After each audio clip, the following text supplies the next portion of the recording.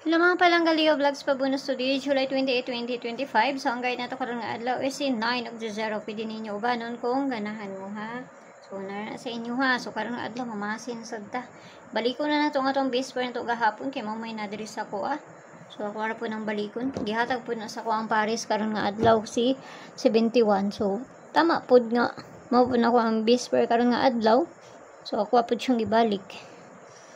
So, ang pabunus ito gahapon di kasta, pero at least nakalastor man po no? 080, tapos si 081. Muna ito ang pabunus ha. So, nakalastor ata na. So, nakakuha ang gahapon alas 5 o alas 2. Puro ra po alas 2. So, pabunus na ito ron kay sa maniway 030 mani. Ang ato ang pabunus karang nga adlaw kay kani. Kanaunta. Pero, ligas na wood na. Respetarya ninyo na ha, di na mao kung yata nga pabonus. Pero pwede kayo na 030. 030. Ako na siyang gikuan, no? Mas ganahan mo. Nabayaran ninyo, ginagmay. So, masinda karang adlaw sa pabonus na to.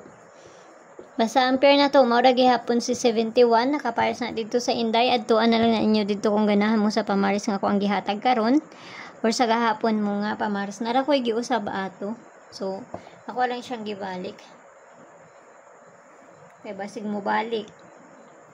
So mo na ako na lang gibalik, no? So ang bonus na to ako ni siyang gihatag tong niaging adlaw. Kasi makakuantaan ni pabonus na to. So itong gihatag sa sulod sa kong GC gabi ha. Kalimot man ko oy. Sa itong gihatag sa ila ha. Double untuk gihatag sila gabi.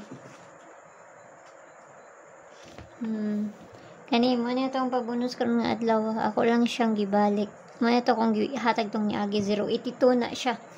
So kanara plus minus ran ano? Plus minus ran na.